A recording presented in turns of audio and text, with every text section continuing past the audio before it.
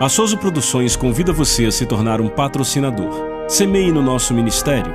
Com a sua oferta poderemos produzir muito mais vídeos. Este é um ministério independente e, por isso, precisa da sua participação. Inscreva-se no canal e compartilhe os vídeos. Seja um multiplicador desta visão.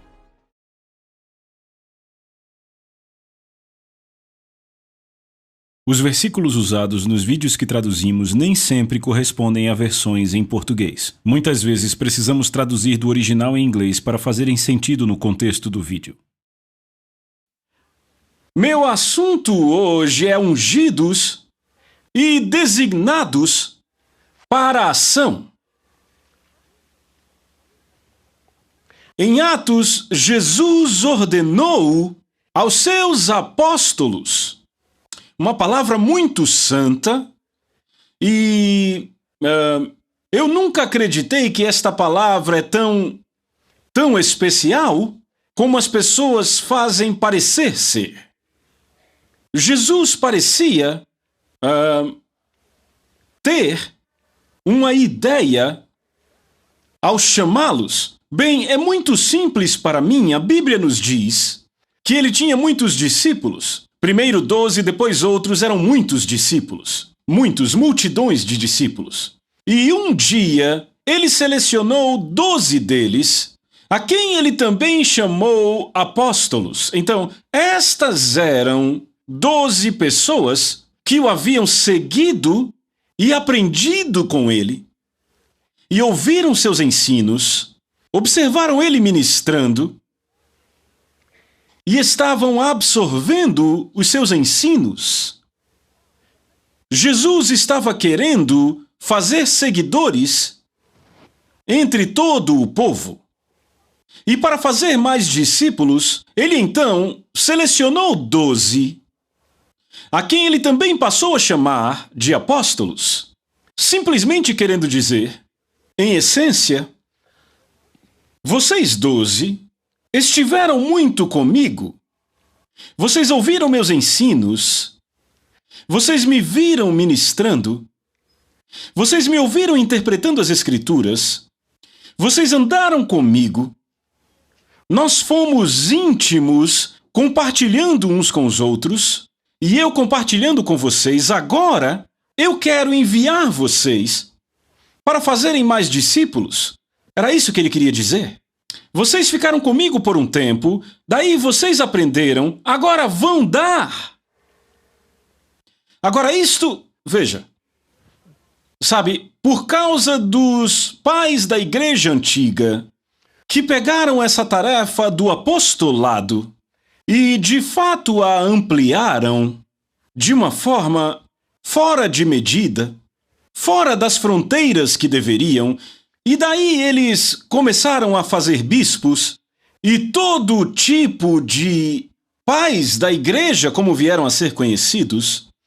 Por causa de tudo isso, isto chegou a nós, estas ideias muito, eu diria, estranhas sobre o progresso do crescimento cristão. E hoje, à medida que o povo cresce, recebem mais autoridade, títulos maiores, e aí começam a ter consciência da autoridade, e aí começam a mandar ao invés de liderar, até que hoje, em certos movimentos carismáticos contemporâneos, nós desenvolvemos o que eu chamo de autoridade-fobia. E nós quase acabamos como que com senhores e peões, governantes e seus súditos. E esta nunca foi a intenção do nosso Senhor. Ele é Senhor e Mestre. Existe apenas um pastor e bispo das nossas almas. O seu nome é Jesus Cristo e ele conquistou este título por entregar a sua vida e derramar o seu sangue pelas ovelhas. Ele é Senhor, não existem outros senhores. Nós, que chamamos a nós mesmos pastores, faremos bem se nos considerarmos pastores debaixo do grande pastor. Então podemos deixar de lado toda esta autoridade e fobia que a propósito tem se apossado por seu ímpeto, por sua natureza, por todo o assim chamado ensino sobre mulheres, a ponto de desenvolvermos esta fobia que trata de mulheres se submetendo e se sujeitando, e aí acabamos levando as nossas correntes de comando, embora Deus não tenha nenhuma. Homens em autoridade amam correntes e sempre querem trazer escravos acorrentados. E aí eles têm suas correntes de autoridade. Mas nós não precisamos dessa fobia de correntes nem de autoridade. Também não precisamos de uma jurisdição sobre pessoas, mas sim precisamos aprender o senhorio de Jesus Cristo, que pagou por nós numa cruz cruel, e crermos nele. Agora, eu estou falando sobre estes apóstolos. Jesus ordenou apóstolos que ele havia escolhido. Agora, eu não sei. Sabe, podemos ficar muito detalhistas nisto aqui e acabarmos perdendo muita coisa boa desse assunto se a gente ficar enrolado nisso, mas podemos quase imaginar. Veja, se fôssemos listar apenas 12, e talvez seja daí que algumas igrejas tiram a ideia que quando os 12 apóstolos morreram, o tempo dos milagres passou, porque aqui diz que ele ordenou os apóstolos a quem ele deu comandos. Notaram isto? Até ao dia em que foi elevado às alturas, depois de haver dado, por intermédio do Espírito Santo, haver dado mandamentos aos apóstolos que escolhera. Então podemos encerrar o argumento de que eram apenas 12 a quem ele ordenou que voltassem para Jerusalém e esperassem a promessa do Pai. Seria também ridículo, e eu fico feliz porque apóstolos aqui está escrito com letra minúscula, de forma que eu sei que ele está falando daqueles que foram enviados. Todo aquele que ele escolheu para segui-lo e que treinou e que fez deles discípulos, então ele se virou para eles, os chamou para perto e os enviou. E aí, neste sentido, apóstolos, com A minúsculo, se você quiser pôr dessa forma, para não se comprometer e deixar os 12 santos o suficiente, sabe, isso não me incomoda, mas incomoda muita gente e muitas doutrinas, então temos que cuidar, mas pelo menos com A minúsculo, eles, os enviados. Então, vamos falar hoje sobre destes mandamentos que ele deu aos apóstolos a quem ele escolhera. E determinou-lhes que voltassem e esperassem a promessa do Pai e por aí vai. Então, em Atos, capítulo 1, verso 8, ele continua e diz: vocês vão receber poder depois que o Espírito Santo tiver descido sobre vocês, e vocês serão minhas testemunhas até as partes mais remotas da terra.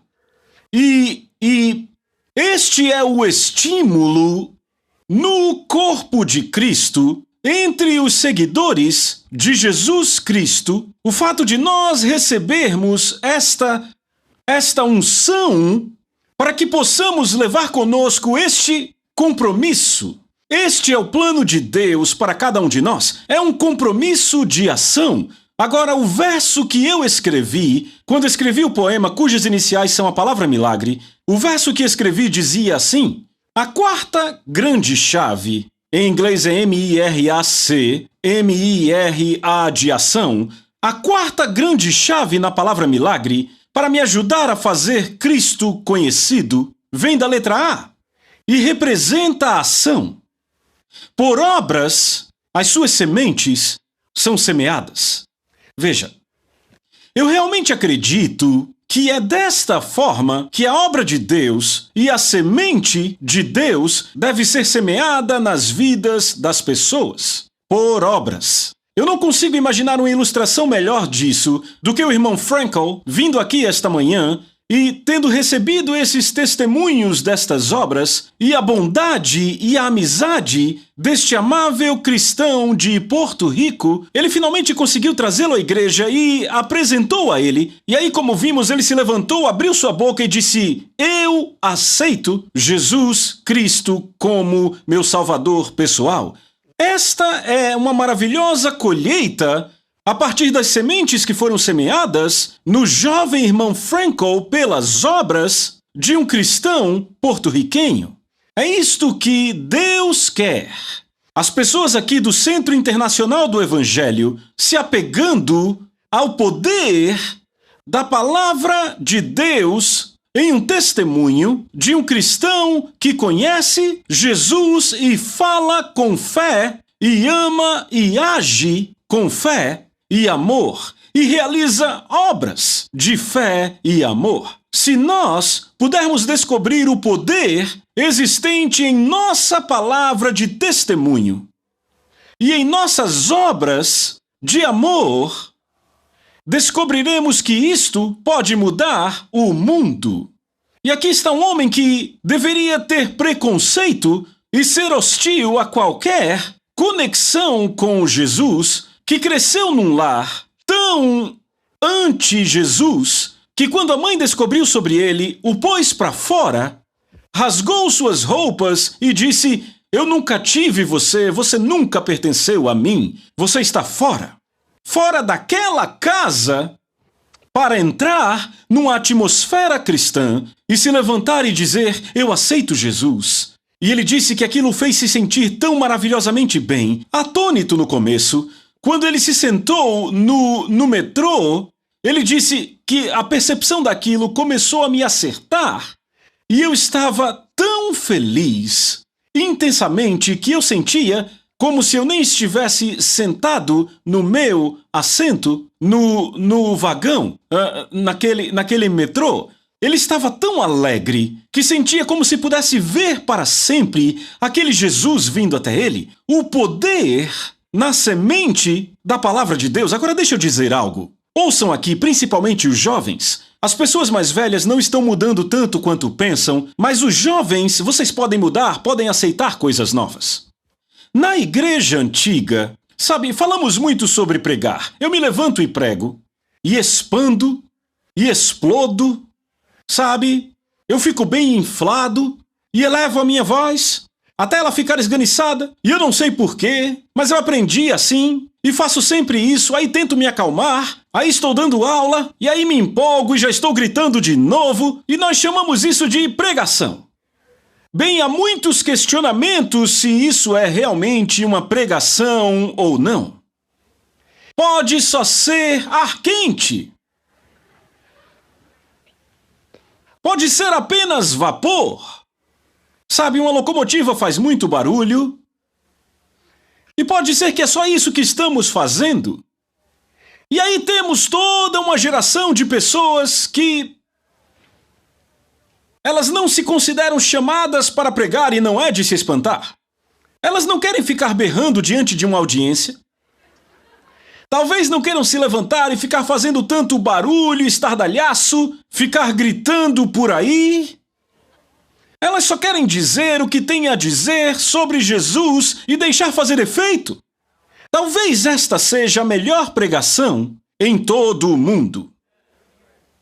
Billy Graham disse: a maior necessidade no mundo é pela pregação do simples Evangelho de Jesus Cristo, mas não pelo pregador profissional, mas pelo homem ou mulher comum das ruas que simplesmente conta o que ele ou ela sabe sobre Jesus Cristo. É disto que o mundo precisa. Pode ser que cheguemos a um tempo, talvez tivéssemos que gritar assim antes de terem esses grandes alto-falantes. E passamos isso adiante, sabe, como a família que sempre corta o rabo do peixe e se perguntam por quê. Ninguém sabe. Aí perguntam a mamãe, ela não sabe. Mamãe não sabe, ela diz: ah, não sei, eu sempre vi a avó de vocês fazendo isso. A vovó ainda está viva, vão perguntar por quê. Ou ela diz, querido, a panela era muito pequena. Sabe? Pessoas gritam e chamam isso de pregação. Sim, tinham que gritar. Quando não havia alto-falantes, mas olhe para mim. Com ou sem falantes vocês me ouviriam? Porque eu aprendi com os gritadores. Não significa que eles são os pregadores. Eu quero pregar. Quero testemunhar. Quero ajudar pessoas. Eu quero contar ao mundo sobre Jesus, mas não quero cuspir na cara delas. Por isso que há uma distância. Você não sabia que é por isso que os púlpitos ficam assim distantes das pessoas? Eu tenho misericórdia das pessoas. Do que é que eu estou falando? Eu estou falando de unção. Unção. Eu estou falando de ser ungido e ser designado para a ação. Eu acredito nisto. Jesus, ouçam jovens. Eu me fiz entender ou estou falando complicado aqui? Eu estou dizendo Não, eu lembro que eu parei no meio da fala. Os jovens cristãos, os jovens crentes, na igreja antiga, nos primeiros dias do cristianismo, os jovens judeus, a maioria deles, eram como o irmão Frankel aqui, os jovens judeus, as pessoas que aceitaram este Jesus como seu Messias, se tornaram, sem dúvida, alguns dos maiores comunicadores da mensagem de Jesus que já houve no mundo. O que eles fizeram? Este é o ponto. Como foi que eles mudaram o mundo deles? Eles não tinham belos púlpitos de vidro, alto-falantes ou gritavam até explodir. Eles contavam o que sabiam sobre Jesus. Jesus nunca enviou pregadores por todo o mundo. Jesus nunca disse, vocês receberão poder e serão um forte e barulhento pregador. Ele disse, vocês serão minhas testemunhas. O que o mundo quer são pessoas que conhecem Jesus Cristo, que sabem por que creem, no que creem, alguém que venha e faça o que aquele porto-riquenho fez, que ganhe pessoas, que ame pessoas, que ajude pessoas, se misture com pessoas, aprenda sobre pessoas, saiba sobre pessoas, se torne amigo de pessoas e mostre às pessoas o caminho de Jesus e as faça se identificar com este Jesus, o Messias de Deus. Aleluia! É por isso que o mundo está esperando, e eu quero aprender a ser um destes. Você quer?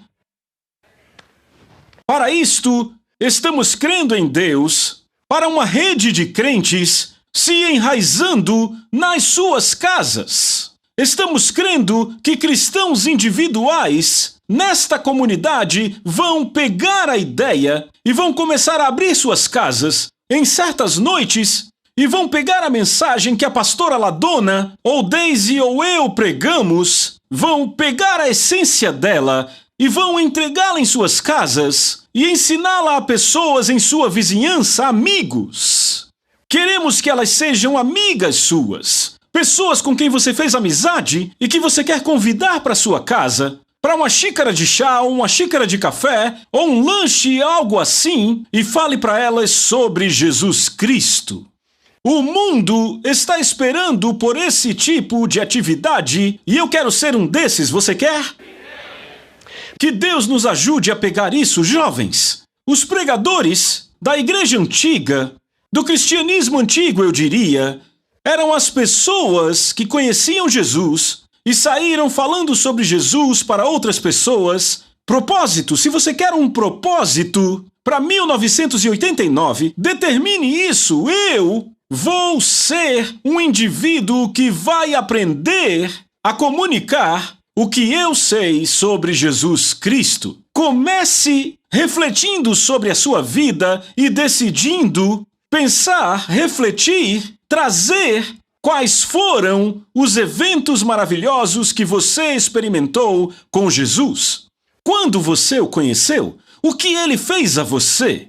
O que aconteceu em sua vida que é bom o suficiente para compartilhar com alguém, de forma que não vai só ajudar outra pessoa, mas vai ajudar você a marcar os pontos, os lugares, os momentos e as experiências nas quais você veio a saber que Jesus é real. Você já pensou que, sabe, muita gente tenta começar igrejas, tentam conseguir permissões e em muitos países você não pode comprar um prédio para pregar o evangelho, não pode alugar um prédio para pregar o evangelho, e se for fazer não pode acender as luzes, não permitem que você tenha um alto-falante, não permitem que você divulgue ou convide ninguém. Mas na América, você já pensou que o lugar onde você vive, o aluguel, vai ser pago de qualquer maneira? Ou a casa, as prestações serão pagas de qualquer forma? Você está no controle do seu lar. E o seu lar é um santuário, é um domínio. Graças a Deus, o governo dos Estados Unidos protege e respeita. Seria o mesmo que viver num país em que o governo não respeita se não usarmos a nossa propriedade para aquilo em que cremos. Nosso lar é um domínio onde nós somos os chefes. O aluguel é pago, a conta de energia será paga de qualquer jeito, a conta de gás será paga de qualquer forma. O seu lar é um domínio, uma propriedade, com um piso, provavelmente um tapete, provavelmente cortinas, provavelmente um teto. Na maior parte do mundo eles nem têm metade disso. Podem ter só um chão sujo, sem cortinas, sem janela, até sem teto. Mas no seu lar, não me importa onde você mora, já está muito bom. Para os padrões do mundo, não é de espantar que a maior parte do mundo pense que somos ricos, mas o seu lar é um domínio onde Jesus é Senhor. Mas ele pode muito bem não ser se você não usar esta propriedade como a igreja antiga usou a sua propriedade. Se não usamos, como nos referiremos àqueles que, se usassem para isto, a polícia era chamada, eles entrariam, os prenderiam, os jogariam na prisão, na cova dos leões, estariam acabados porque você está usando sua casa para falar sobre Jesus? Poderíamos muito bem viver nesse tipo de sociedade. Se não usarmos a nossa, para que servem as estrelas e as listras? A liberdade da América, para que serve a liberdade? Para que serve nossa propriedade? Para ficarmos nela? Sermos egoístas, termos tudo para nós mesmos? Não. É para usarmos para a obra de Deus, se cremos na palavra de Deus. Agora eu vou voltar ao meu ponto. Os cristãos antigos, os crentes antigos que aceitaram Jesus, como você, irmão Frankel, que aceitou Jesus, eles o aceitaram ao custo da rejeição. Veja aqui, em nosso tempo estamos falando de um judeu. Os parentes de origem ortodoxa o puseram para fora. Você, jovem, foi posto para fora quando aceitou a Cristo? Ou seus pais se alegraram, te encorajaram? Se você não responde, dando a eles o seu melhor e seguindo a Jesus, servindo a Ele e convidando outros jovens para a sua casa, para uma festa para falar sobre Jesus, você poderia muito bem ser como o irmão Frankel, posto para fora, abandonado. Não queremos mais saber de você, não volte mais aqui. Você não nasceu aqui, não pertence a nós. Ou você poderia muito bem estar na Albânia, onde você nem ousa sequer falar com um colega jovem seu sobre Jesus, senão você é preso e mantido em prisões ou campos de trabalho. Nós temos tanto em nosso país e isto é muito bíblico. Usarmos isso para a glória de Deus. Eu estou falando sobre ser ungido e designado para a ação. Não podemos viver de louros, vamos morrer na vinha. O cristianismo tem que estar nas ações. Se não for compartilhado, ele vai secar na vinha. E você vai poder vir até aqui se sentar e bocejar enquanto a reunião ocorre. Não queremos isso, não queremos ter isso, mas vamos morrer na vinha se não levarmos o nosso cristianismo àqueles que não sabem nada sobre isso. Deus está nos chamando, através de mim, um dos seus pastores, no começo deste ano novo, para você fazer uma resolução de que você vai levar aquilo que é seu, vai levar a si mesmo, e o que é seu, o que você possui, aquilo sobre o que você tem controle, vai colocar à disposição de Jesus Cristo como seu Senhor, Porque você crê nele o suficiente e você quer que outras pessoas também creiam. Você crê nisso? Você aceita isso? Aleluia, eu sei que você aceita isso. Deus quer que isso aconteça. Outra coisa que Deus quer que aconteça, Deus quer que o ministério de oração dessa igreja floresça. Deus quer que as pessoas dessa igreja aprendam a orar de novo. Não existe poder sem oração. A oração é a chave. A oração é a avenida. Eu não consigo explicar o suficiente agora. Eu não tenho tempo para ensinar sobre isso agora, mas eu sei bem que nada além disso, além do tempo de comunhão entre você e Deus, um tempo durante o qual você reflete a bondade dele e ele tem a chance de ver você e se comunicar com você. Pessoalmente, você tira tempo com ele, como cantamos uma canção agora há pouco. Deus quer que o ministério de oração desta igreja cresça. Ele quer que isso seja parte de todo cristão, como era parte da igreja antiga. Uma hesitação que eu e a pastora Daisy temos sobre ensinar demais sobre oração é porque estamos numa época que tem sido inundada com estranhos ensinos sobre oração e estranhas ideias sobre batalha.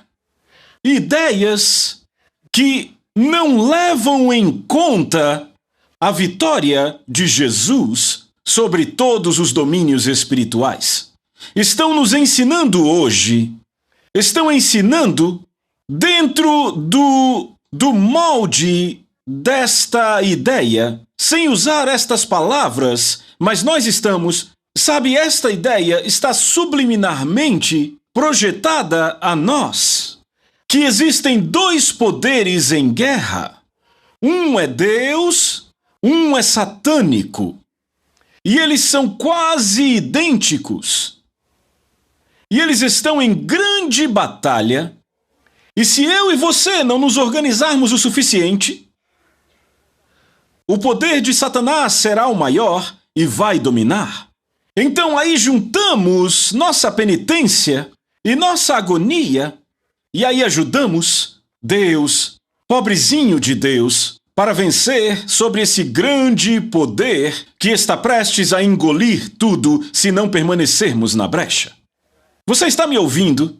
Eu não quero pôr ninguém para baixo, eu não quero desacreditar ninguém, mas eu estou dizendo a você que o conceito está errado.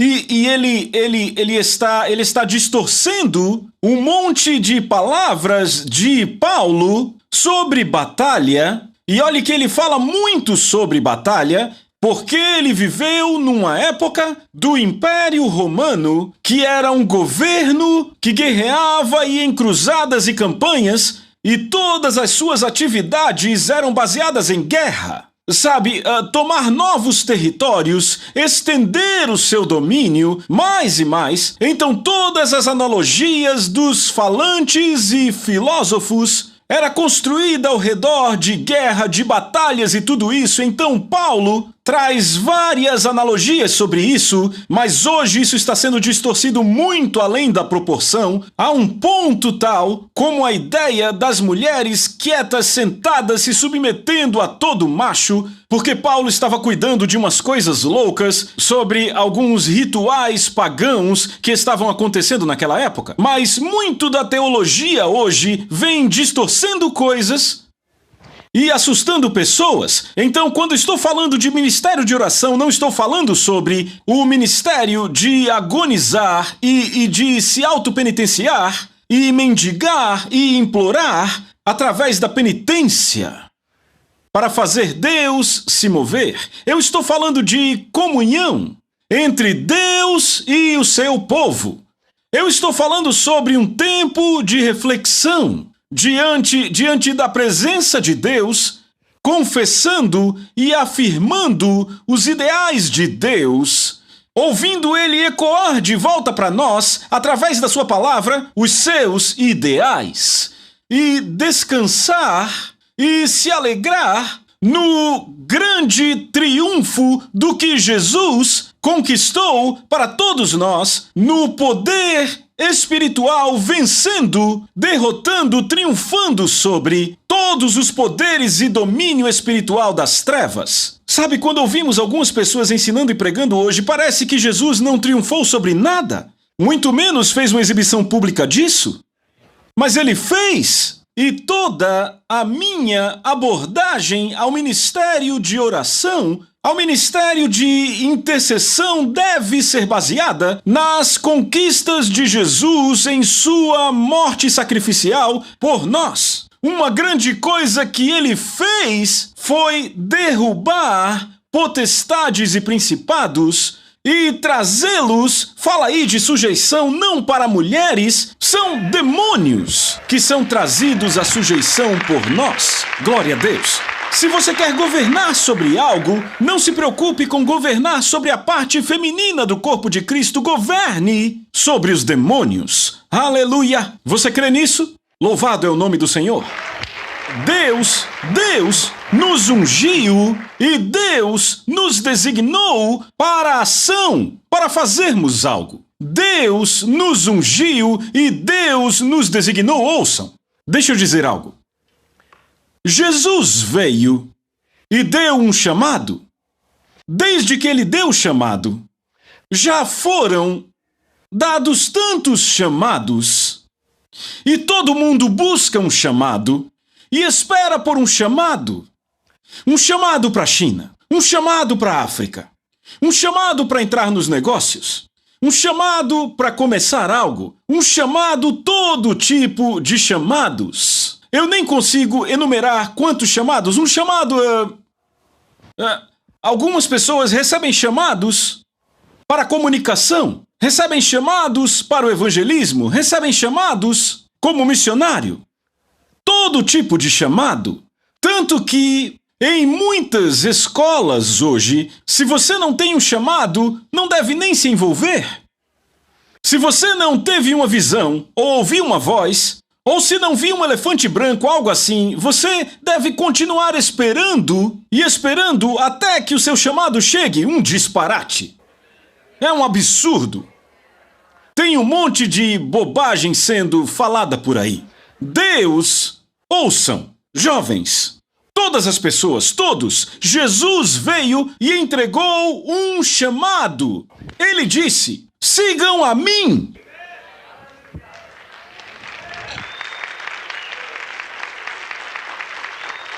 Eu estava numa grande convenção não faz muito tempo, e o líder da convenção era muito profundo e teológico, com frases de efeito, e sério, e monótono, e assustador, e empolado, e tudo que vem junto com isso.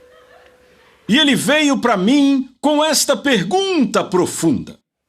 Irmão Osborne, você, sendo o homem de Deus que é, já viajou por todo o mundo.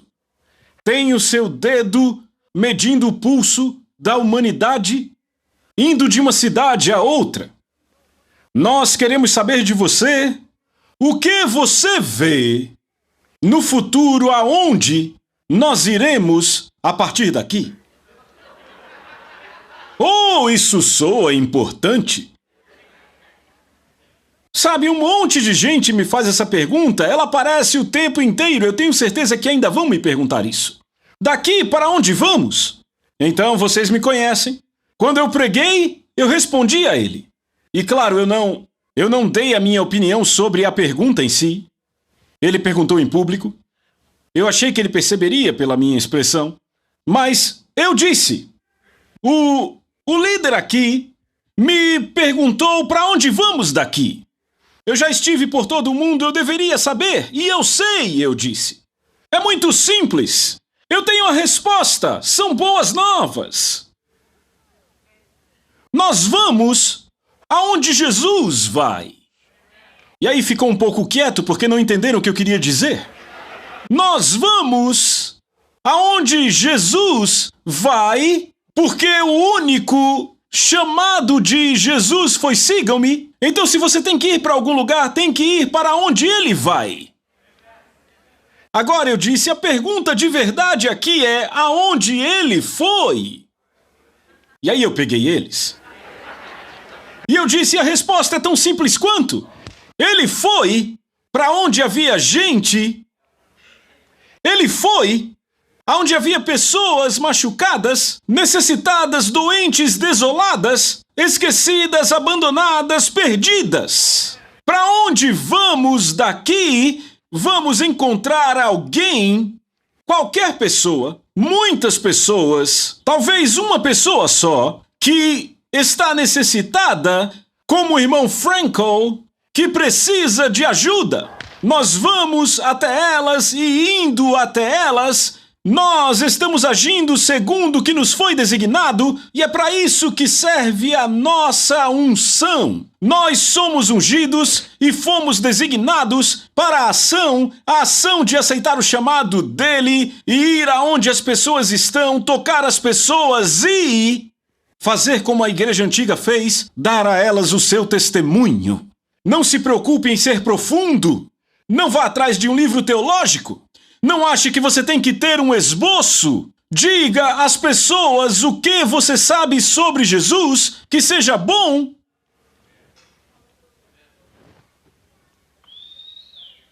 E faça elas se levantarem, estique o seu microfone e elas dirão, eu aceito Jesus. Antes de perceberem o que estão dizendo. Porque a semente do evangelho que você planta é tão poderosa que vai refazê-las se você colocá-la nelas. Mas temos que colocar. Amém? Esta é a paixão da liderança desta igreja para este ano, que nós possamos descobrir que nós somos ungidos e que fomos designados.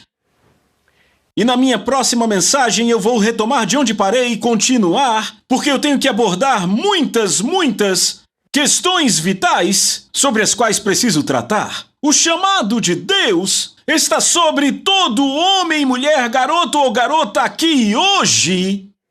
Cada um de vocês. Deus é o dono de vocês. Deus criou vocês. Deus acredita em vocês. Deus precisa de vocês. Se você é salvo, o chamado dele é compartilhe, fale, conte, toque, ajude, cure, faça algo.